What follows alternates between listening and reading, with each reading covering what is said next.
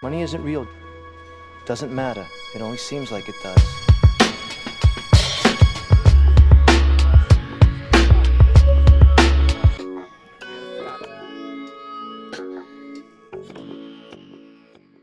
Welcome back, ladies and gentlemen, to another special episode of the Ruckus with Alex Himes. Today, I am pleased to be joined by the latest member of the Wolfpack, making a move from one way across the country to all the way on the other end. I'm sure the weather is definitely a little bit better there. I'm sorry, just had to point it out. And today, I am joined by the latest Wolfpack member, Mike Lewis II.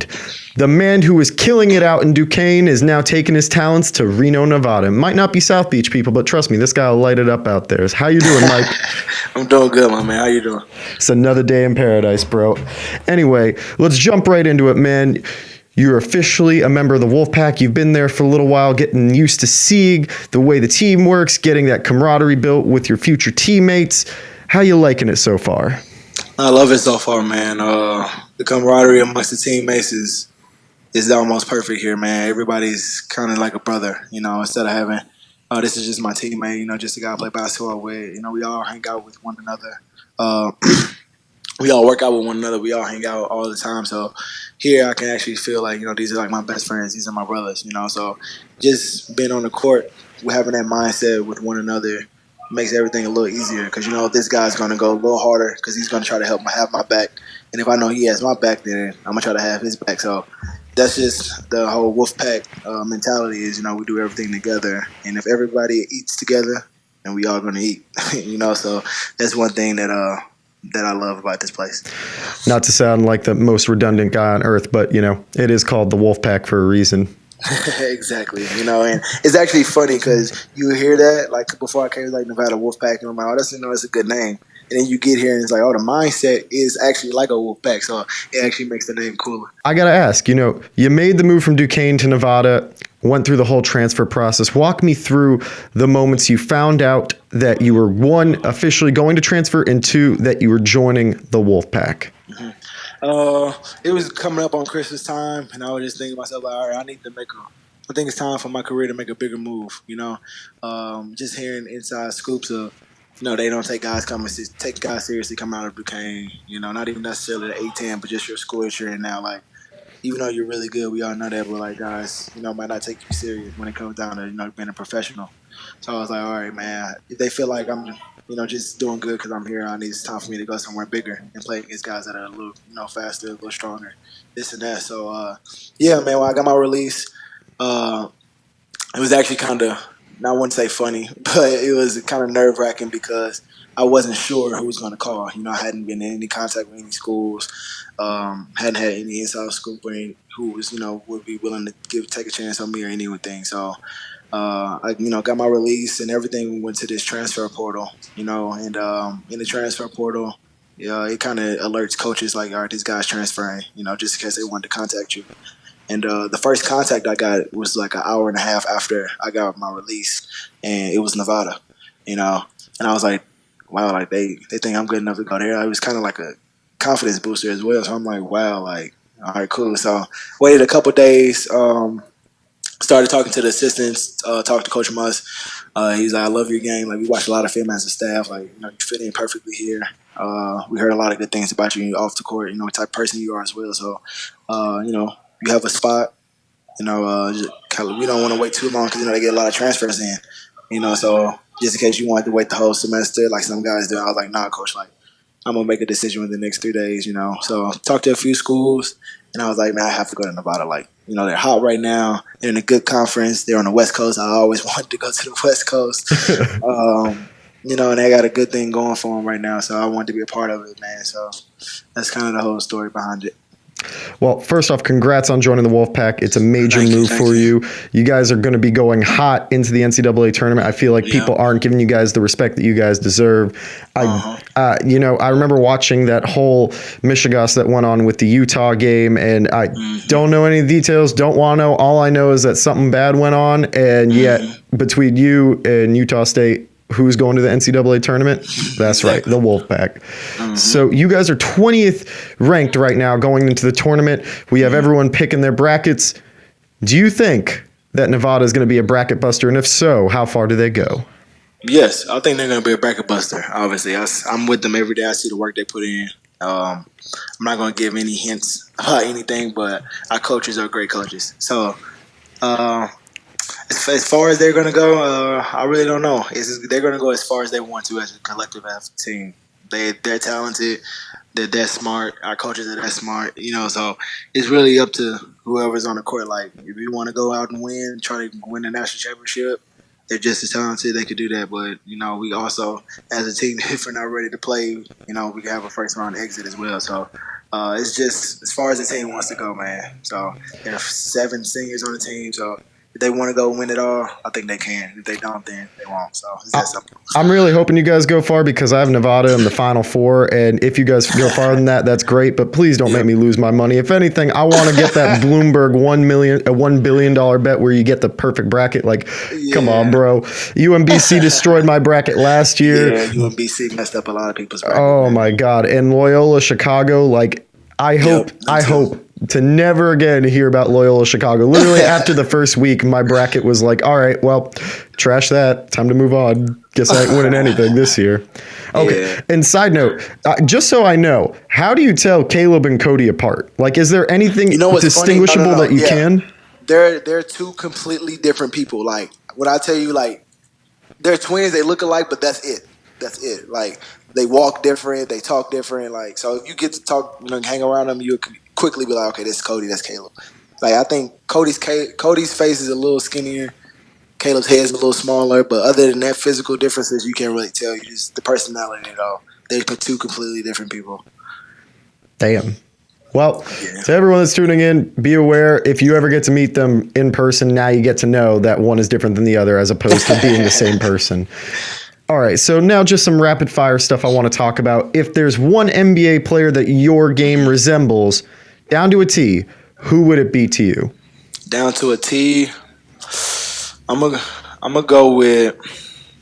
I'm gonna mix a little Brad Bill with Lou Williams for sure. Ooh. Yeah, Brad with Lou Williams can knock down the 3 like both of those guys.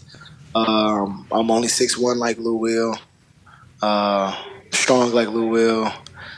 I actually have gotten a lot more athletic, but I'm not going to speak that too much. You guys will see that when I play again. Oh, trust me, we saw some highlight reels. I know what's good. I know what's good. So I'm gonna go with those 2 for sure. Okay, so like now that we have your Lou Will and who else did you say? You said Lou Will and Brad Bill as your mix. Okay, I gotta say we talked about it before the show, but I want to give people some other insight on my end. I looked at some of your moves. I saw, in particular, your fadeaway, your like mid-range game fadeaway reminds me down to a T of Rudy Gay. And we talked about before the show, the shot over Miami when LeBron first came, it was the buzzer beater. And I'm like, okay, that is down to a T how his shot looks coming off of a screen and fading out of bounds. Yep. And then your mid-range ability, like I said, is also Rudy Gay, and the way that you play in terms of intensity and how you change the way of the game on the court when you're on and you're literally on fire, like Lou Will, like you said. You remind me a mixture of Damian Lillard and Kemba Walker, that ability to just light it up at any point in the game, just driving ability and dishing ability, like down to a T. So if there's anything, that's a great mixture, and like you said, you went with Lou and Brad Beal. I mean, I couldn't have put it better myself. Mm-hmm. Thank you. Appreciate that, man. Appreciate that. So, speaking of which, if we're talking about NBA players, if there's one NBA player that you would like to train with over the summer, who would it be? Russell Westbrook for sure. I love his intensity. I love everything about his game, man. I love the dog in him. I love his asshole approach. Like, I love everything he brings to the table. I can't just name it down to one, though. I would definitely say Russell Westbrook, though. Brad, those guys, I already hang out with those guys some, but I would say Damian Lillard, too.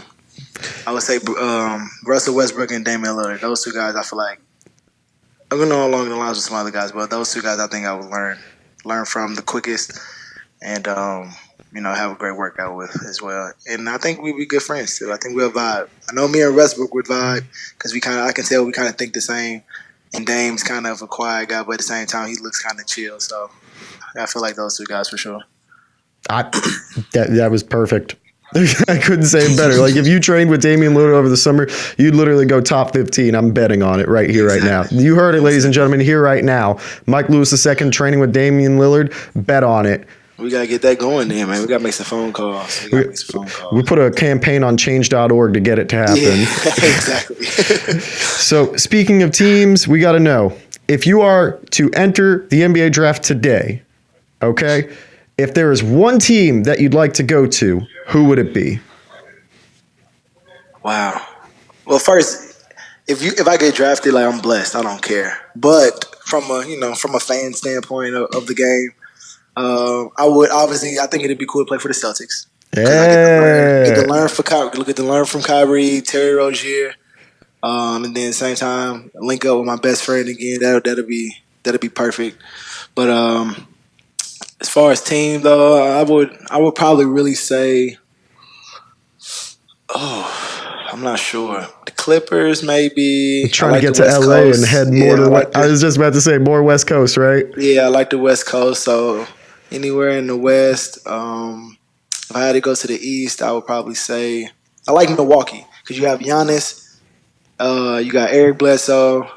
I think I could be a good backup coming from their team too. Learn from those guys as well. We're in the East, so we can compete, try to get to the finals, and make something shake. So I would probably say the Milwaukee Bucks.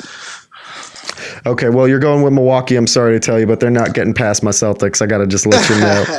Hey, I mean, yeah, you might be right. We'll see.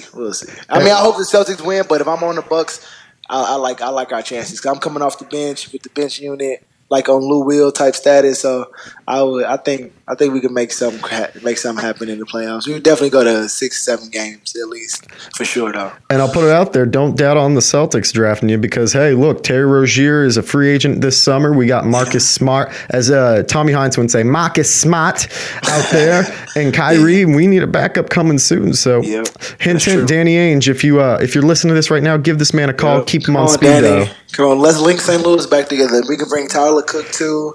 You know, he's going to the draft this summer. Like, Hell we yeah. can bring Chaminade with somebody. You know? The Chaminade reunion, right? How about that? We won a state championship together, so I think we can get a championship together. Well, you mentioned your best friend. He's on the Celtics, and that is my current favorite player, and that is Jayson Tatum. Good choice. I'm glad that's your favorite player. Oh, my God. All right. We talked about it before, but I'm saying it here again. Yeah. This guy is the second coming of the truth for the Celtics. This guy is the guy that can have his jersey retired. I want him with the Celtics long term. Yep. And before I get into any of your past history together, I got to ask you this. So people have been talking about how the Celtics are interested in Anthony Davis and how the Pelicans are dead set on getting Jayson Tatum. Mm-hmm. I've long since said that any trade for Anthony Davis that requires trading Jayson Tatum should be turned down immediately. There is no guarantee Kyrie re-signs and stays. If he does, that's great. But Jayson Tatum is an all-around once-in-a-generation type talent who has shown the flashes. Yep. So if you, in your opinion, actually, would you move Jayson Tatum for Anthony Davis, or do you want him on the Celtics long term? No, I'm not moving Jayson for anybody. Hell yes. In the league. Because, and this is why. Coming from my perspective of a guy that's been known for a while, I see a lot of things in this game. I know there's a lot of things in this game that the general public of the NBA hasn't seen yet. So he's killing now, just kind of using moves that he just started working on. So he hasn't even got to the nucleus of what he likes to do yet. You know, so just me knowing that, I know another gear he can tap into. Anthony Davis, yes, he's a great player. Don't get me wrong. Top 10 player in the league, actually. But you're not looking like Anthony Davis is ready to go and win like now. You know, like if it doesn't happen for him in the next 4 or 5 years, like it might not happen. Exactly. So you got Jayson, like you still got 10, 12 years of we don't know. You know what I mean? You know it's going to be something great, but, like, you build a team around him now, you know, with Kai and Terry. I hope he can stay, too. And you build a team around those guys. I mean, look what they did in the playoffs last year. It's the first year together. Like, they took LeBron in Game 7, almost went to the finals. That's what I'm saying, so man. And that's what I'm saying. So it's like, if you build a team around there, you know, I think they're fine. I think they get there this year, if you're being honest. So 100%. That's I don't. To be honest, not even just Jayson. Obviously, I wouldn't even consider that. But like, I wouldn't try to do anything to that team. Maybe add a couple more like young vet bench players to come in that are experienced. But other than that, like I would leave that team alone. Like, you have to sign everybody. I'm sorry, but you have to find a way to sign everybody. If Kyrie wants to leave, I think even though Kyrie is arguably one of the best point guards in the league, even if he does leave, I feel like your team's still fine. Like, you know what I mean? Because like they did it without him last year. 100%. So it's like if you get that team, you have to keep that team together. Because if you don't, then I feel like we're gonna be looking just like we did with a lot of other teams in the past. That what could have happened if exactly? You don't want to do that. So I feel like, and I think they know that too. And they're smart men, but I mean, you see a lot of crazy trades that happen in the summertime. You know, so I hope that doesn't happen to that team, but.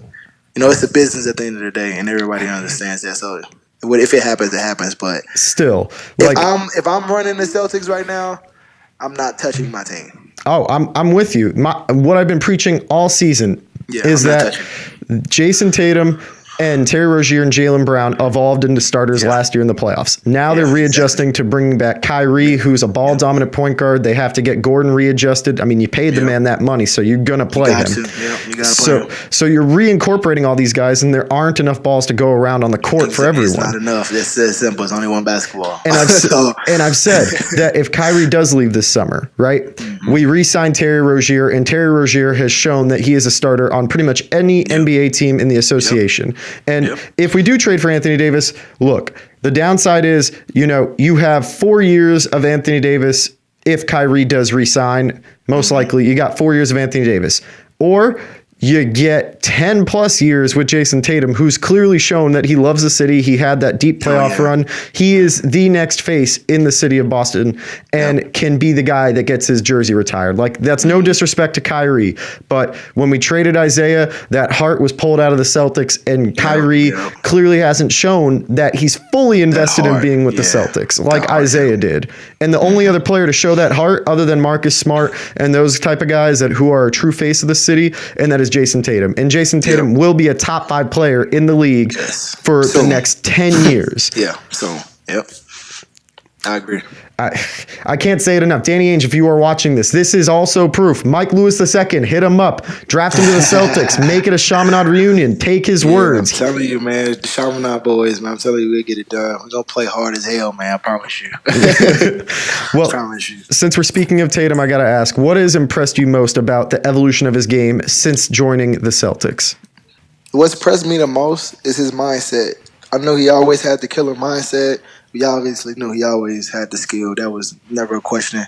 But I love how, like, he got in the NBA, and I know after we talked, I'm a little nervous, especially his first year. I'm like, bro, like, you can do this. Like, this is what you literally have been working your whole life for. So I love the fact that he came in, like, of course, I'm going to learn. I'm not going to step on any toes, but at the same time, like, when my opportunity comes, I'm going to take it, and I'm going with it. And that's exactly what he did. As soon as guys fell off, got a little hurt, he took the opportunity and he ran with it, and he's not looking back. So, like, it's just the mindset of it all is what I'm most impressed with for what he's done so far. Jayson, if you are listening, this is Mike Lewis telling you on public radio that he's impressed with your mindset. Hell yeah, man. Mamba mentality. He's been having it for a while. I'm glad he just took it to another level. I love it. He tapped into it. It was like he finally unlocked Ultra Instinct. If for those who watch DBZ, shout out to DBZ. Super. The finale is coming soon. Anyway, guys, I got to say, Mike, thank you again for coming on the show. I'm happy that you're a part of the Wolfpack. You're going to kill it out there. It's a fresh start. It's a great opportunity and a program where you probably will be scoring 20 points per game next season and leading them into the NCAA tournament. Like that, man. So, guys, I got to give him a shout out. Don't forget to check out his page on Instagram, MikeLou0. And don't forget to check out his buddy, agent, and friend, someone that I've also connected with. Seems like a great guy. And that is _Hawksmuta, his management. And again, guys, don't forget to check out everything else on the channel at Alex Himes on Instagram. At Himes World on Instagram, at Alexander Himes on YouTube, and also tune in live on 93.9 FM, The Ruckus, every Tuesday at 2 p.m. And again, ladies and gentlemen, this has been Mike Lewis on all things Nevada, all things about him wanting to go to the West Coast, which hopefully ends up happening very shortly, and all things Jayson Tatum. So thanks again, Mike, for coming on the show, bro. No problem, man. Thanks for having me. All right, guys, have a good one. Money isn't real. Doesn't matter. It only seems like it does.